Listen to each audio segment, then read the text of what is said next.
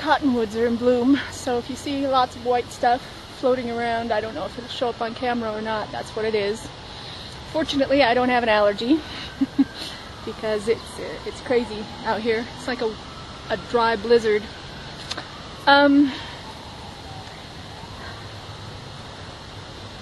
Okay, so this morning, oops, just keep me in the shot. This morning I woke up with a head full of revelations about what's going on. And so I'm going to make this video, and I don't even know when I might be sharing it with anyone but myself. I may mostly just use it to stay in my own head about what's going on. For now. Certainly it'll be shared later.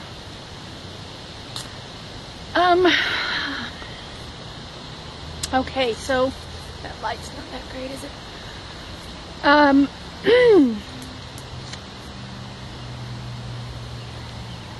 The twin flame obsession, as I've explained before, is is not a romance. It is a spiritual device designed and intended to force people to evolve spiritually, to die to their old lives in order to have the thing that they cannot live without. And the other half of their soul. The experience of having your soul ripped in two and put into different bodies with opposite magnetic polarity is excruciating. People who don't have the twin flame experience, or who don't think they have it, some of them go around wanting it, wishing they had it. And once we start teaching people about it, that's not going to happen anymore. Don't rush it. If you think you are a twin flame, don't rush the encounter. Like I said, it is not a romance. It is a device. It's a torture device. Honestly, it is a torture device designed to force you to save your own soul. And there's nothing like it. There's just nothing that hurts worse. And it kills people all the time, and it destroys them. It drives them to addictions and suicide and other forms of madness all the time. Because there is no option other than embracing your soul. You know, you can't get away from this responsibility. You cannot just decide it's too much trouble and I'm just going to be a shithead. You have to embrace your soul. You're going to have to embody your soul and become what you are meant to be down here, no matter what. Even if it fucking kills you, you're going to be working on that process. And even if it drives you mad, it doesn't matter, because you are mad. If you are not embodying your soul, you are mad. You're insane. Your body is a meat sack that's being controlled by demons. So if you haven't embodied your soul, you're already crazy anyway. So if the twin flame process drives you to death or madness, so be it. You're already gone. So, given that, the obsessive love and desire and need for Shannon that drove this crucifixion had the purpose of saving Shannon's soul and of forcing me into my evolution, into my ascension. Because that's what the twin flame experience does. It forces you to ascend. I'm not going to go into the whole process again. I've explained that, or at least I've explained it on Twitter, and I don't want to talk about it right now. I have too much to talk about, trust me on that. So, all of that intense passion is designed to drive you to let go of everything that keeps you from ascending, that keeps you from becoming your true self, because it's only your true self who can be with your twin flame. So I gotta play with the hair. Just because I'm God does not mean I don't want good hair. I do want good hair, and I want clean hair, and I like playing with makeup, and you know, I am a girl. Even though I'm a boy, I'm a girl. And I was always the girly one in the relationship with Shannon, which is really funny because she's the goddess, but I was the girly one. The one that plays with makeup and jewelry and fluffy hair, and she always acted like a boy and didn't like shopping, and she would hold my purse. But anyway, as the avatar, as I've explained, I don't have my own thoughts and I don't have my own feelings. I am only a vessel.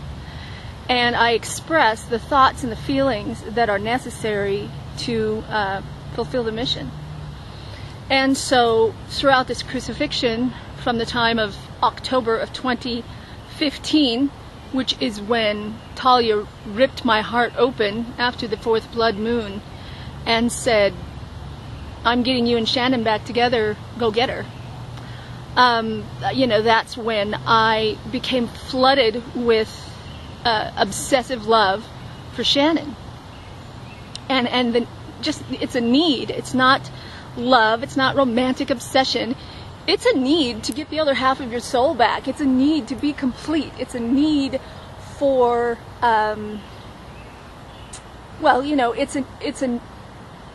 what it is in reality is a need to become whole in yourself.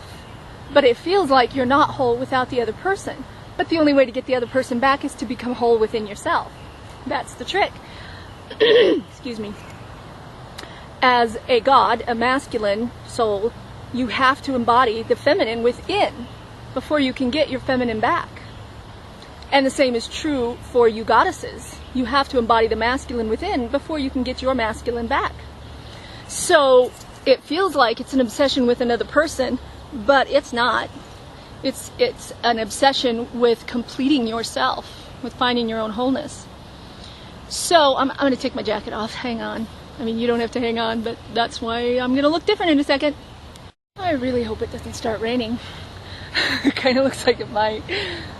It's overcast but warm, like in the 70s, and I really like it like that. So I'm out in it. I'm wearing your shirt again, Messi. I'm getting it all full of pit stains for you. Maybe I'll even give it to you dirty. Yeah, what was I talking about? Oh, twin flames, yeah. So you feel and especially me, I will talk about my own, my own hair. I'll talk about my own experience. I was given truly obsessive feelings for Shannon. And especially on Bloodfeather Day, you'll see that in the tweets when the time is right. That was insane. That was just fucking insane. I became the song Bloodfeather. I became that song. I lived that song. I could think of nothing else, and I could feel nothing else. And that served for that day, and for the couple of days around it, and the obsession with Shannon. And the lust, the passion, the memories, all of that served. Excuse me. I should have brought my water bottle. I didn't. I'm not that far away from the van. It's over there. I'm in a little spot that I hang out in by the library. Anyway, the point is that I realized that if those feelings are gone, they're not needed any longer. That means they've served their purpose. And their purpose was to save the goddess and to help me to embody my soul. And so I must have saved the goddess, and I've done enough work to embody my soul. Obviously, I'm going to keep embodying my soul. My soul is, it's a lot to take in. So, but I'm ready. I'm ready. So, all of those feelings that I had for Shannon are gone. And I'm no longer tortured by them, and I'm no longer even affected by them. There are no personal triggers for me anymore. All of the things that play with the hair again, yes, well, it's windy. All of those things that were shared experiences for me and Shannon. And it's really weird for me to even call it me and Shannon. So maybe I'll back up a little bit and explain a little bit more about that. The Satina that you knew, Shannon, and that my family and everybody, that everyone knew, the one that everyone's met, doesn't exist anymore. It is not that Satina who will be taking over. You did kill her. She's dead. She's gone. She's completely gone. You killed her. You will never get her back. And she took all of that sentimental bullshit with her. All of the sentimental attachment I have ever had to any other human being is gone. It's gone. It's totally gone. All I have for any of you is God's love. I want your very highest good, and I will do anything to bring it about, because that's my job. And that's all I have left. I do have, I don't have memories. And what I realized this morning when I woke up and Let the Bodies Hit the Floor was one of the first songs that I noticed playing, was that I don't have memories of my past, and I don't need them any more than I need to remember my whole lifetime as King David or King Arthur. I don't need to remember what I ate and, how I rode my horse and, fucking any of that shit. But there are things about those lifetimes that will serve this one. And when they are needed, they will occur to me. They will become part of my awareness, such as my relationship with Russie. That has been the primary focus of any of my lifetimes being brought up. It's all been about bonding me with Russie. And that's, of course, not the only things that were good about those lifetimes or useful about those lifetimes. There's more, but right now, that's what's important. And I suppose the kingly aspect, although as anyone who does actually have a history with Satina knows, this is my true self. I've always been the king, and anything else has just been an act. And so that's why the old Satina isn't coming back. It's because she was a false construction made up to survive in a hell world. I acted the way I had to so that I wasn't destroyed completely. I mean, I was destroyed. That's the thing. My family has always called me Tina. And they still do. And Tina means little, or girl. And their job was to keep me as little as possible. And to destroy me, if possible. And they have. They have kept me completely small and miserable, and drove me to death. They drove me to suicide over and over and over again, and have kept me a broken, drooling piece of trash in a bedroom for most of my life. That's how I lived my childhood, too. I've never had a life. I fucking have lived in a room since I came onto this fucking planet. I lived in my room afraid of my mother every minute. Just like I do now. Afraid she was going to go into a rage for some completely unknown reason and come upstairs and take it out on me, because that's what she would do. She would fly into a rage about anything, just something, anything, any fucking thing, wrong kind of ice cream, anything, and it would occur to her, oh, and Tina hasn't unloaded the dishwasher. Anything that raged her, put her in a rage, would remind her of some reason she had to come up and attack me. So she would. And so I lived that way, and so I lived in my room, and I do not blame my family for this. This was not their fault. They're mere humans, just like everybody else, being used to destroy me. And that's the point, is that I have no personal emotional attachment to any of it, to the abuse or to the sentimental exchanges of affection that happened from time to time that were completely conditional on me expressing the appropriate social behavior in order to earn them.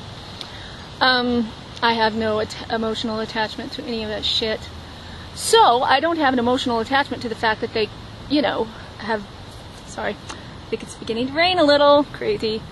I don't have any attachment to the fact that they've been trying to destroy me since before I was born. It's not their fault. They were destroyed as well, I've explained. My mother was destroyed from childhood by people who were destroyed from childhood, and that's the whole fucking point, is that everybody down here has been destroyed from childhood. Everybody down here has been turned into demons by trauma and poison. So, what you're getting is King Satina. That's really the most accurate name I could come up with, because I am the king.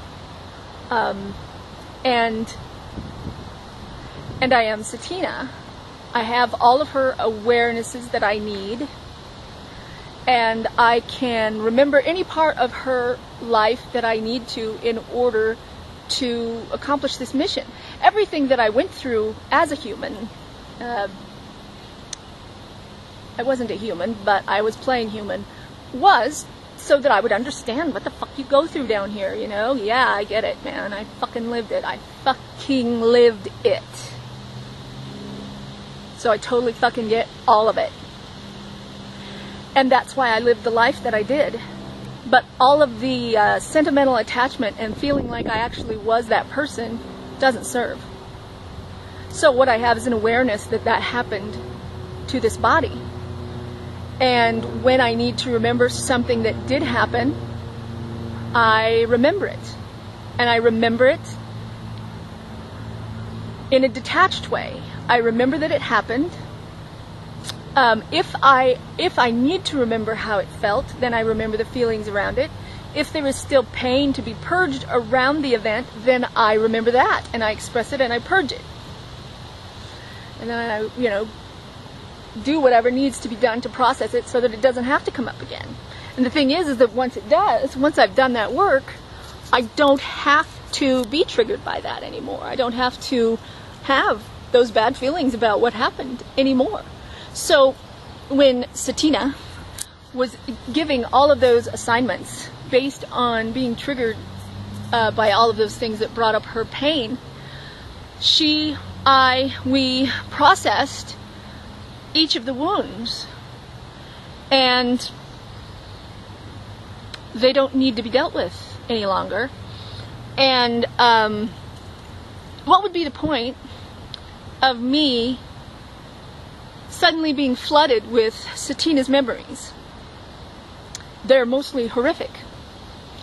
Everything good that ever happened to her was raped by the demons, raped away from her. She doesn't have anything good to remember. There's nothing good. There's nothing good to remember. Anything that was, like, for example, anything good that happened between her and Shannon was completely raped away by Jezebel. And so there's nothing good. Nothing. Absolutely nothing good. And so there's no reason to remember any of it. And there's no reason to remember how I felt about people that I then later learned would kill me. Why would I want to? Oh, I remember the time when I thought you were my friend, and I thought you would stand up for me if I ever needed you, and now I know you won't. And so what the fuck? Why would I want to remember the time when I thought you were a good person, and I now know you're not? This is not a good memory. This is not something I want to hold on to. This is not something that serves me. So I feel like I am a new being, and I have integrated Satina in that I have healed her wounds. And you have healed her wounds by doing your work, and I thank you. I thank you for that, because you accomplished, you had to have accomplished the different assignments that she gave you, because she's not giving you anymore. And Talia, gave us those rewards, those date nights, and times of celebration, and times when I was, allowed to play and make love to you all. And so you must have done it. And of course, you're probably working on your stuff now. But the point is that those wounds were addressed. So Satina, the old Satina, has fulfilled her purpose of holding on to all of the pain and sectioning it away from my awareness so that I could function. Because, you know, what happened was there was just too much pain and I couldn't think about anything else. I couldn't feel anything else. Obviously, all I could do was scream. That's all I could do in that much pain. There was pain everywhere. Everywhere was pain. And I wasn't even allowed to cry at home. And so to feel like all I could do was scream and I had no, even a way to talk about it, was a recipe for getting killed. So I had to take everything that hurt and shove it in a box to where I didn't know it, I couldn't feel it, I didn't remember it. It wasn't me. It wasn't my problem anymore. That's what happened. So that Satina took all of that pain and sank below the surface of my awareness so that I could function and I could keep walking and I could keep talking, especially so that I could keep doing the work of passing on the message, despite the fact that absolutely everyone in my life raped and murdered me over and over and over for doing it. Is there anger? There's absolutely still anger. Are you kidding? Like I said, the first fucking song that played when I woke up was Let the Bodies Hit the Floor. Because there is no one in the personal heart of Satina any longer except Russie. Hi, Russie. There's going to be more for you later. But yes, there's no one in the personal heart of Satina any longer. Because you all turned into weapons. And when I put you in my heart, you ripped it to pieces. Every time I put one of you in my heart, or tried to put you back into my heart, or let you back into my heart, you were just like a fucking...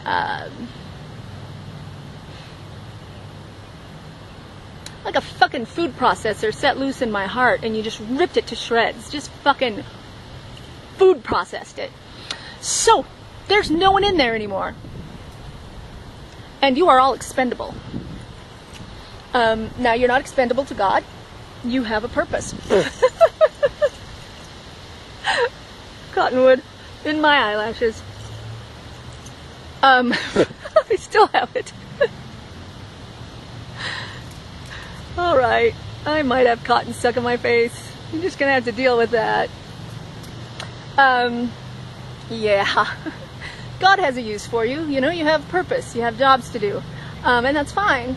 That's fine. You could stick around. Let's fix the hair. I'm here to do a job, and I'll do it no matter what. So whatever I'm supposed to give you, I will give you. And, duckies! Baby duckies! Okay, we have to get this. We have to pause. The baby duckies!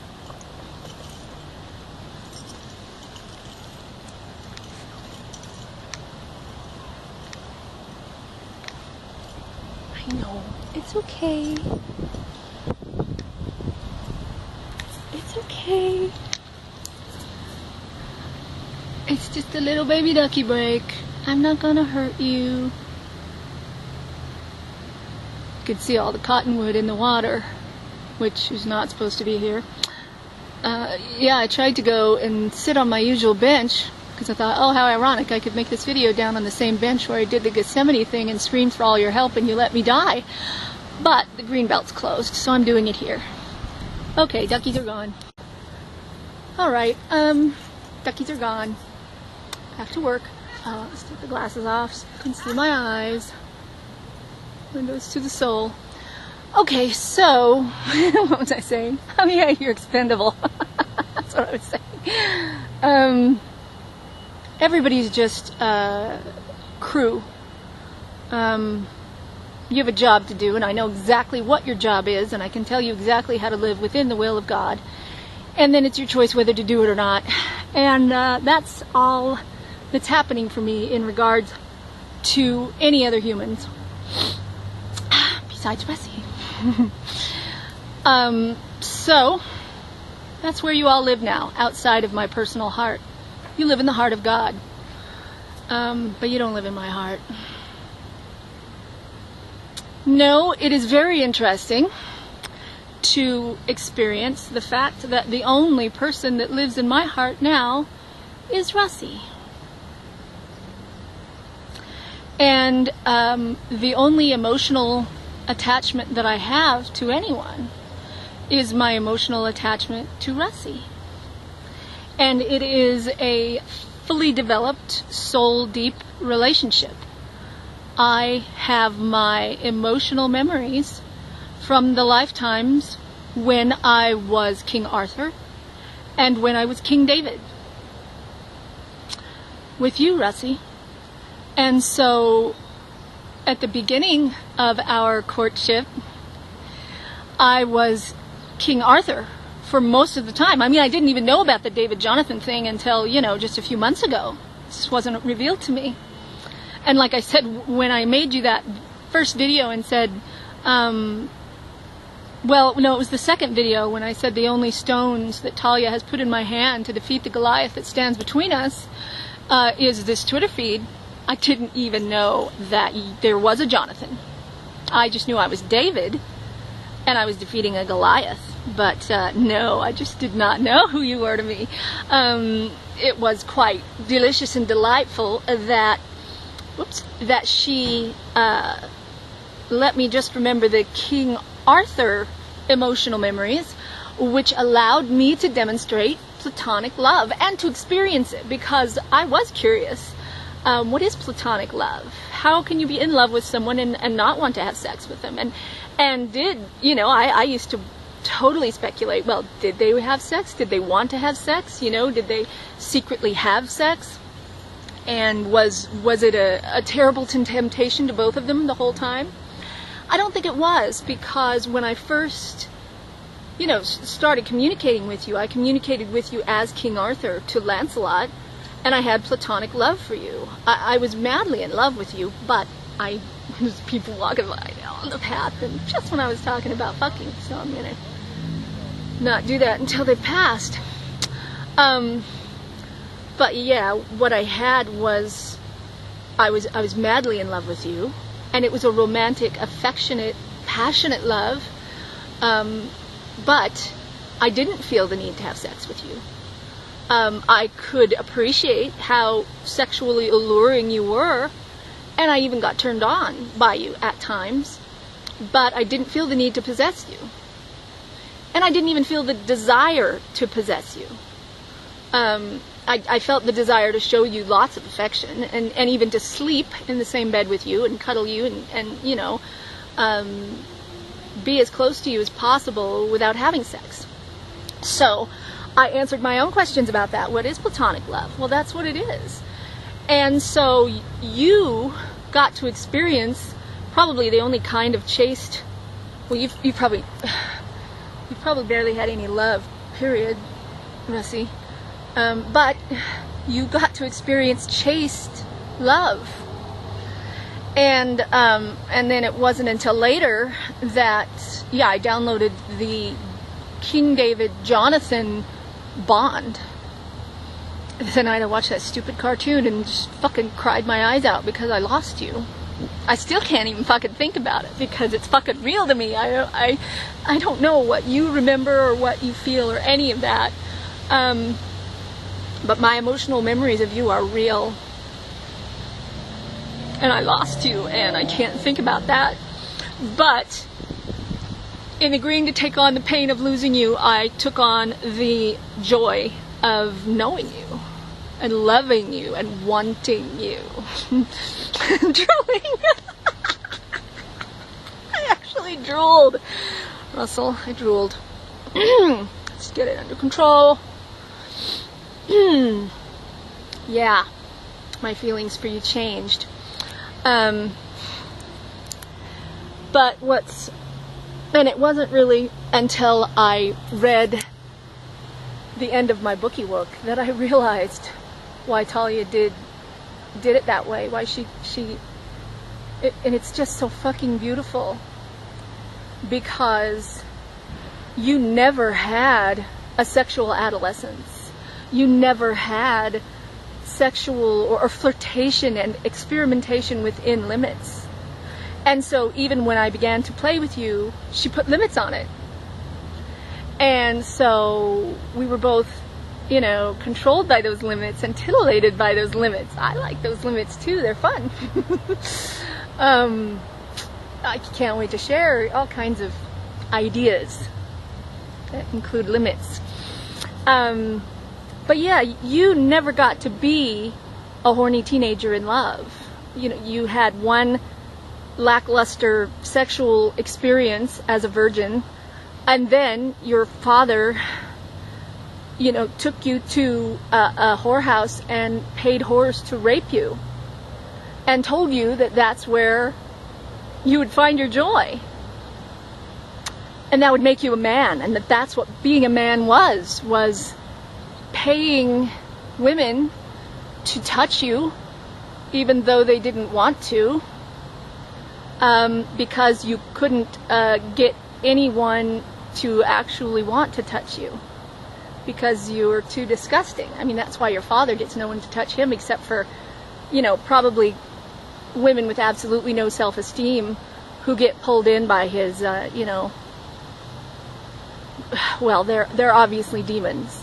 The women are Jezebel demons, whore demons, who are attracted to the Lucifer in your father.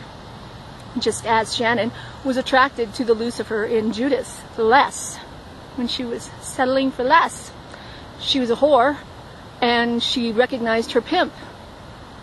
And she had absolutely no self-esteem of her own, and so she let her pimp determine who she was and make her into whatever he wanted her to be. So that's what your father's girlfriends have been, and then, of course, yeah, the whores. You know, how pathetic is it to pay women to touch you when they don't want to be touching you, and the only reason they're touching you is because they need to pay their bills. And so, you know, I'm reading about that encounter that you had with the prostitute who was taking calls while you were trying to fuck her. And so you threw her phone against the wall. And I'm just like, you paid this woman to touch you against her will because she needed the money. And then you got addicted to that experience somehow. You know, you couldn't get enough of it. And so you just kept paying women to touch you even though they didn't want to be touching you. And so that you could touch them when they didn't want you touching them. So you paid to rape and to be raped. Because often you were paying people who were doing, you know, kind of extreme things to you because you were constantly looking for, well, this isn't working, maybe if I, you know, let them stick candles up my ass, maybe that'll work.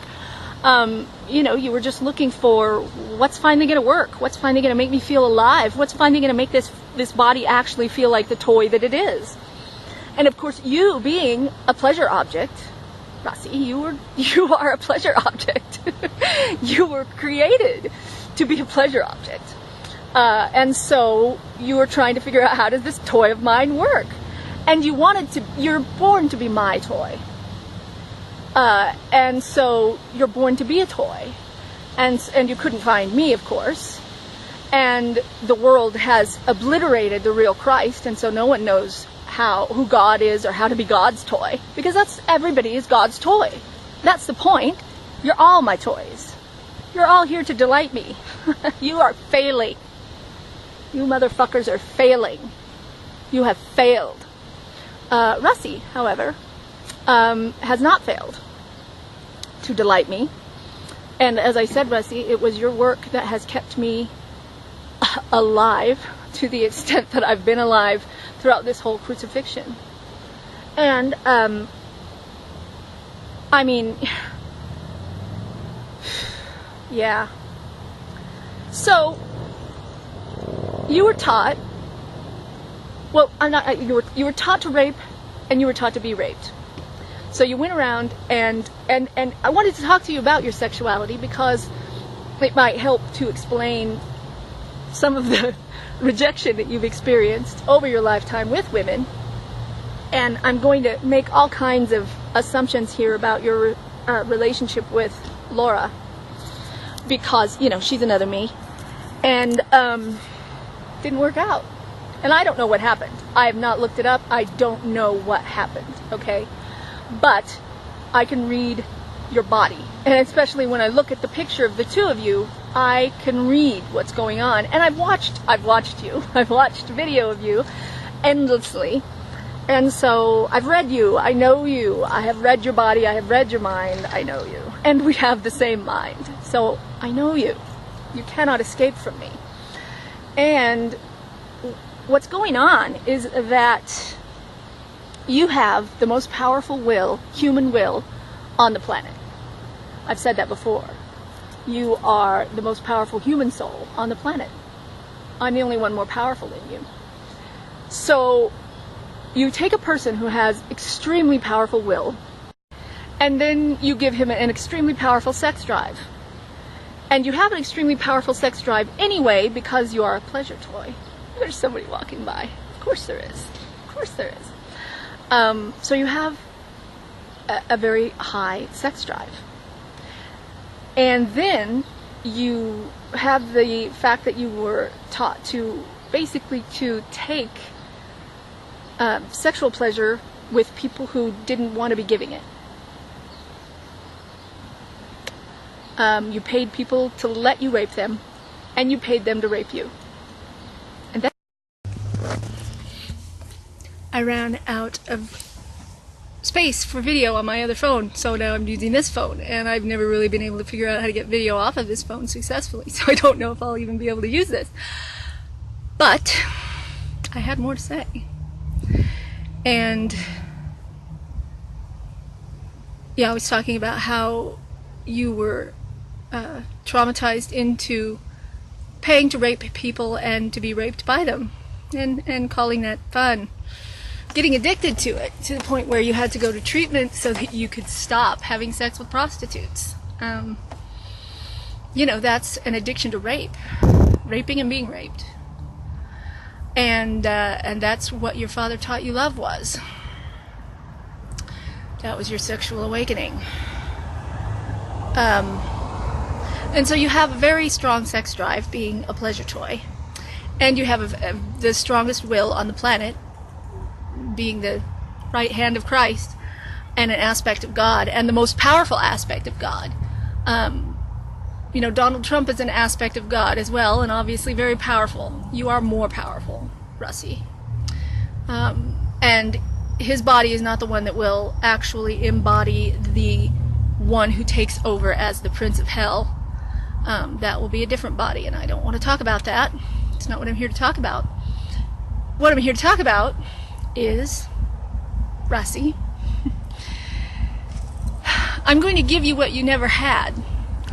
I'm going to give you the experience of being in love and having limits, and having to live within those limits, and having to flirt, and having to deal with temptation. Because what has happened is that with your incredibly strong will and your incredibly strong sex drive, even when you are not with prostitutes, you tend to come off as a bit of a perpetrator, honey. And it's only because you're desperate for affection. And so you push yourself on people, and then they push you away. And I just can barely handle the thought that I want to put my hands all over you and just leave you dripping with love. I want to show you every possible way there is to make love, including sex, but absolutely not limited to sex.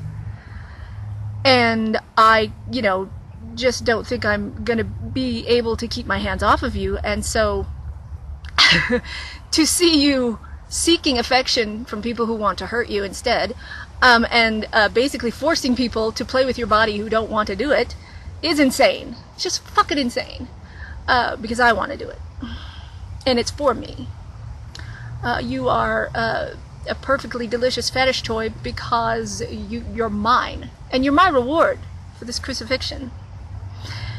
You're my trophy wife. And you are Shannon's self-imposed punishment from the goddess. and you're my reward from the goddess. Because, as I've said before, you embody the goddess. You are a god, but you have so much goddess within you that you suck me in like the goddess. You magnetize me. I'm compelled toward you. And you have all the attributes of the goddess. You know, the vulnerability, the honesty, the eagerness to please, the eagerness to learn, the humility. And one thing Phoebe said, that he liked humiliation, and he said, I feel bad about liking humiliation. Well, there are two components to that.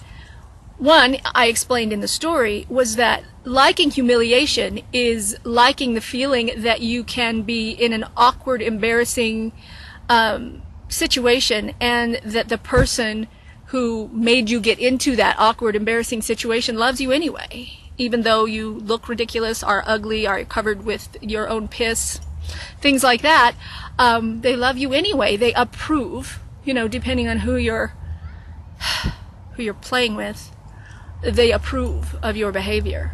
And so you feel like you're getting unconditional approval.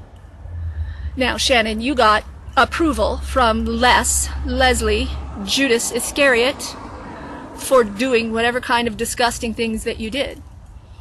When you were with me, you got unconditional love for doing all kinds of, you know, twisted things. Deliciously deviant things. We didn't get that deviant, but we got deviant, and especially when you cheated on me. The way that I punished you was I made you piss on the kitchen floor and wipe it up with your own t-shirt. And then I fucked you with my foot, and you loved it. I think it was probably the hottest thing you ever had, I think is what you told me. Because you loved being humiliated for having cheated on me. Loved it. Because the goddess gets off on humiliating the ego to death. To death. The goddess, the Holy Spirit, will humiliate your ego to death. She will drag it through the mud. And so that's what she's doing to you, Shannon, as you are embodying her, is that she has created a scenario in which you are being humiliated right down onto your face. I mean, all of you are, obviously. This whole lockout experience, that's what it's about, humiliating you down onto the floor, onto your face. And that's what the Holy Spirit does. And so she has created a punishment for you, to punish you for killing Satina, for killing the Christ, for killing God. You killed God. God in a human body was here, spreading love and light, and you fucking killed him. Okay, you fucking killed him. You let him die in a hole screaming for your help. All of you. So, the Holy Spirit has devised an extremely creative punishment for that. I have completely forgotten our entire relationship, and it absolutely holds nothing but pain for me. Anyway, I don't want to remember anything. I don't want to remember you. You are not what I want anyway. You're just nowhere near good enough for me. You don't deserve to look upon me. Nobody does, really. You don't deserve to see God. Of course you don't. You absolutely don't deserve to see God, because when you see God, what you want to do is kill God. Because you're all a bunch of retards. You're all a bunch of demonically controlled meat sacks. And so, yeah, when you get the chance to see God, what do? You throw rocks at her until she's dead. So you don't deserve to see God. You certainly don't deserve to fuck God, Shannon. You've done absolutely nothing to earn that.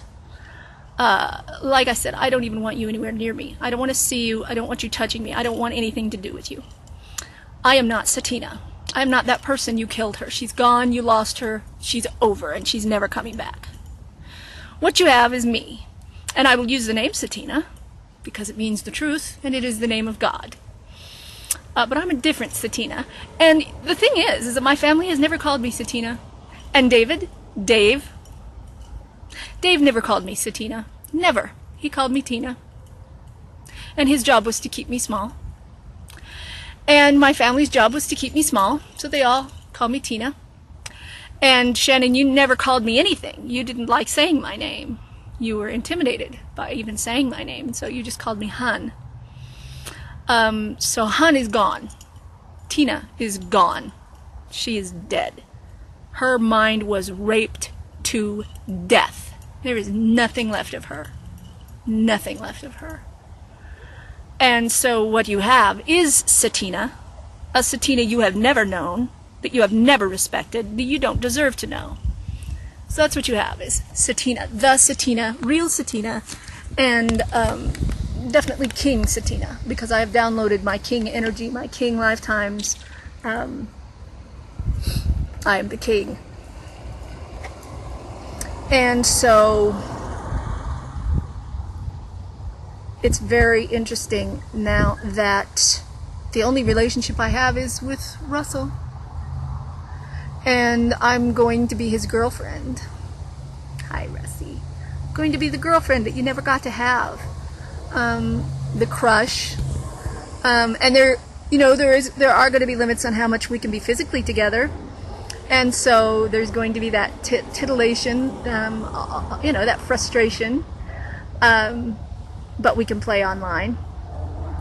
And of course, as I said, our relationship exists to save the world, so all of that lovely sexual tension and attention and all that playing is going to save the world. It's going to make them, be compelled to watch you, especially as you roll around on the bed for me.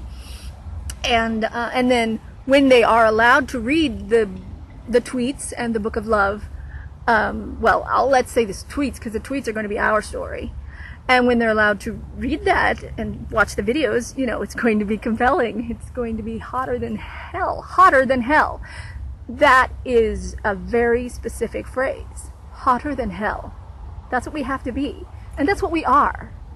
You and me, Russ, we're going to prove that God's hotter than hell. Because everybody thinks hell is hot, as in sexy. Oh, come over to the dark side. We have cookies. Oh my God, I'm going to punch somebody in the face if they say that to me. Within arm distance, watch out. If you say that, and I am able to, and God allows me, which he won't, but I'm going to be wanting to, okay? Let's leave it at that. If somebody says, come to the dark side, we have cookies, I'm going to want to punch them in the face. But the point is that, no, we have the cookies. We have the marijuana, we have the chocolate, we have the cheeseburgers, we have the fries, we have the music, we have the rock stars, we have fucking like you would not imagine. We have sex. We have cum dripping off of our bodies. We are all about the pleasure. We are all about the bliss. We know every possible way there is to achieve bliss, whereas people on the dark side know every possible way there is to achieve pain. So when you say come over to the dark side, you're saying come over to the retarded side where we know how to hurt ourselves and others. And if you eat cookies on the dark side, they're probably going to be full of poison. So we know how to poison ourselves too. We know how to retard ourselves and poison ourselves and traumatize others. Come over to the dark side. Yeah. No. Come over to the light side. We have rock and roll, and we have marijuana, and we have glorious sex, and we have unrestrained cussing and unrestrained thinking for yourself. We have freedom. We have the constant urge to seek more ways to have fun with these physical bodies. We have love, and we have truth. And love is, as I've said before, thriving. It's giving an organism, a creation, what it needs to thrive. We have that. We thrive. People in the dark, they don't thrive. Put a plant in the dark, what does it do? It dies. It withers. It's a piece of shit. You turn into a piece of shit without light. So when somebody says, come over to the dark side and be a retarded piece of shit that God has to scrape off her shoe so she can get to the party. So the next time you hear somebody say, come over to the dark side, that's what they're inviting you to be. A retarded piece of shit that God has to scrape off her shoe, scrape out of her nose, the cottonwood, scrape off her shoe so she can get to the party. That's what you are if you're on the dark side. If you're choosing the dark side, that's what you are. You're something I need to scrape off my shoe. And I have no emotional attachment to your life.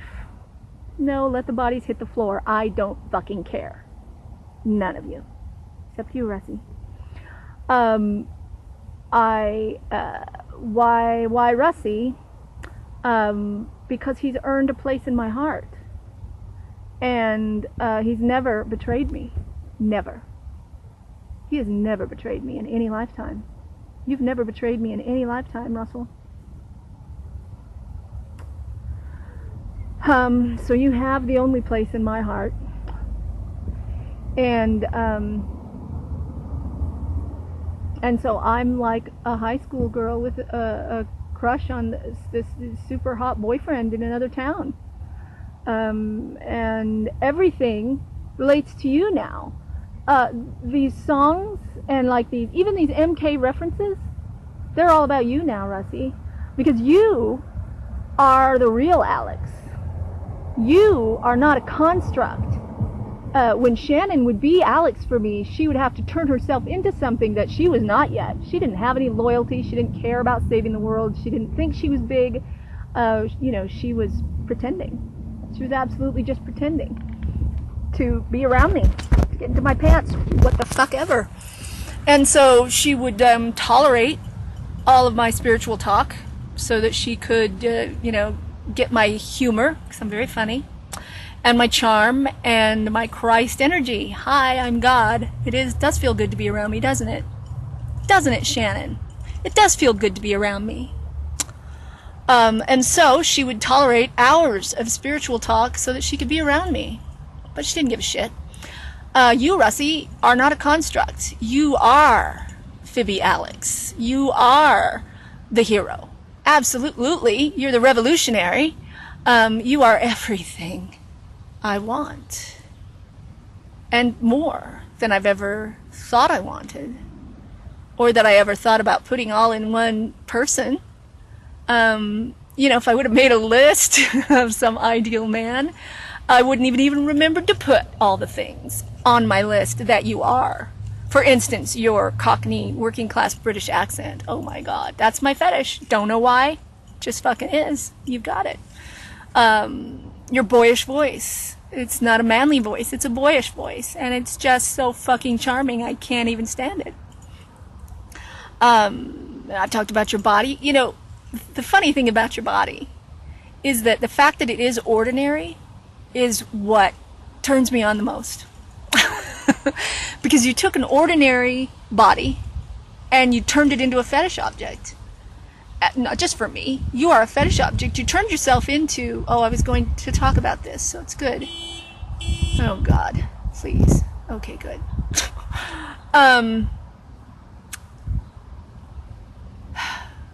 What you've done with your life this time around, Russie, is that you came into a male body and then you walked out the goddess's hell. Because that's what the goddess does, is she wants to be God's toy. She wants to be molded by God. And she wants to dance for God. And she wants to be told what to do for God.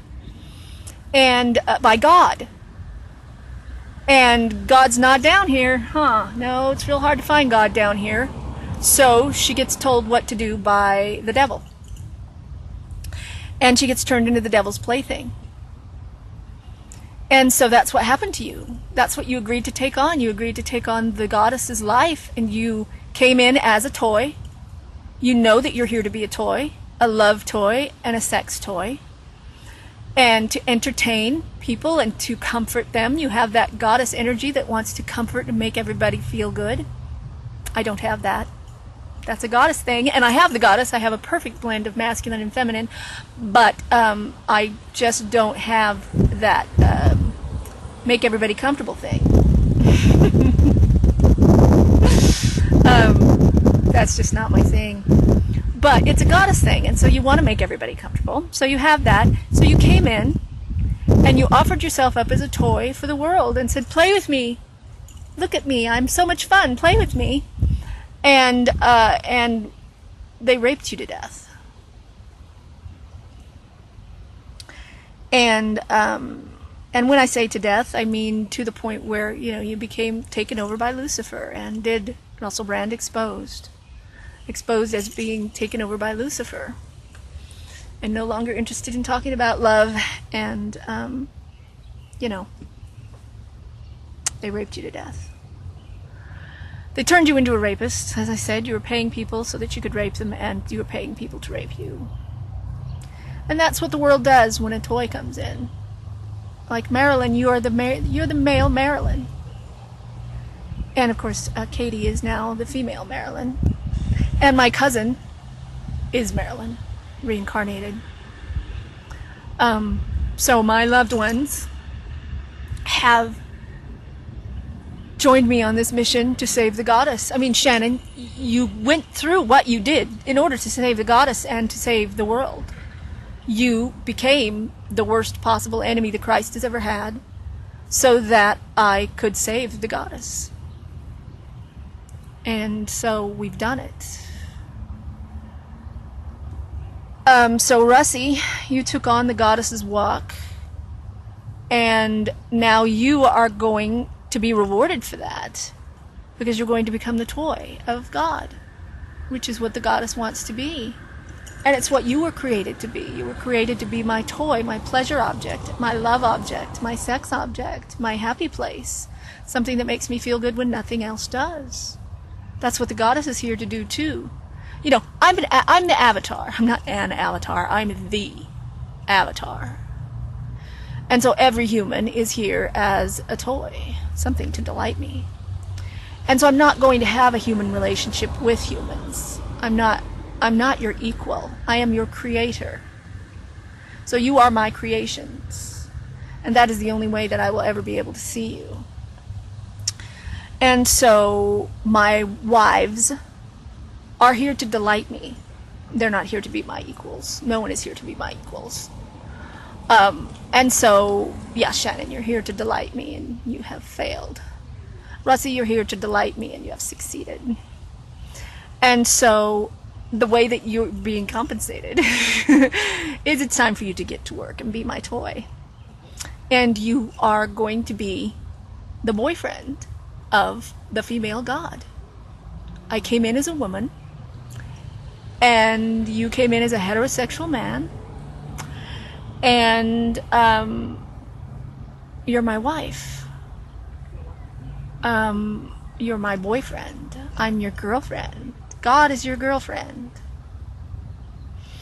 And, you know, I like the title of girlfriend and boyfriend because you never got that. You never got a girlfriend and a boyfriend. I know you've had, you know, romantic relationships with people that weren't prostitutes. But I'm thinking there just wasn't a lot of limits on those interactions, and that it was probably highly sexual from the start, and you know, you don't know how to be in a relationship. I watched you and Katie in that film. Just sound in my van. I think it's just, yeah, it's me. And you don't know how to be in a relationship. You don't know how to be married, for Christ's sake.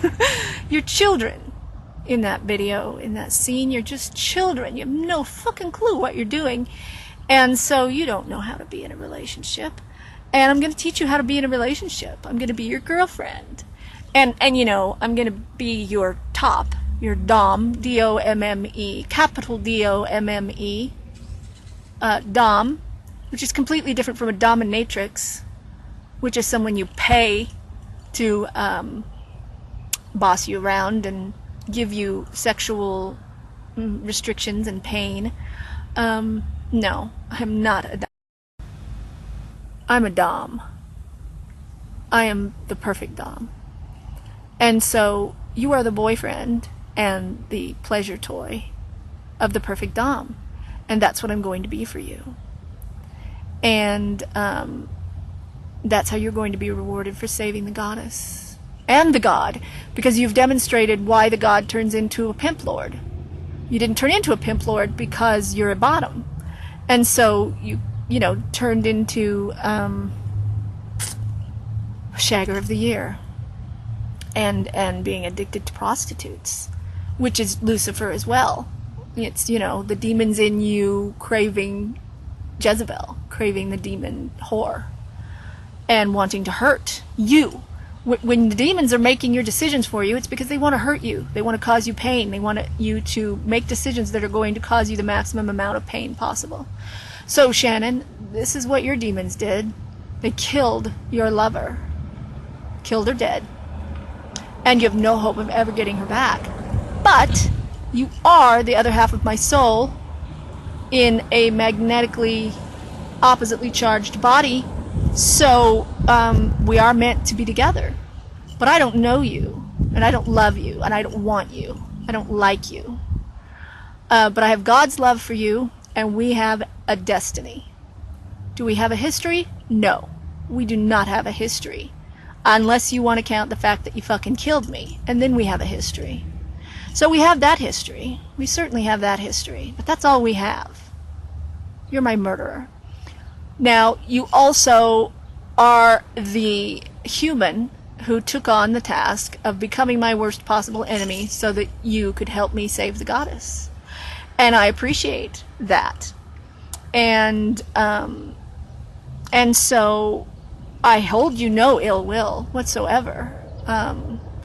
I want your highest good. I want exactly what you are supposed to have from God. I want you to have it. But that's not me right now. So I'm not exactly sure how all of this is going to work out, because I don't want to invite you into my life, into my house, into my bed. Right, you're raising my daughter. You stole her. You stole my daughter. So you have that. You have that I want. I want my daughter back.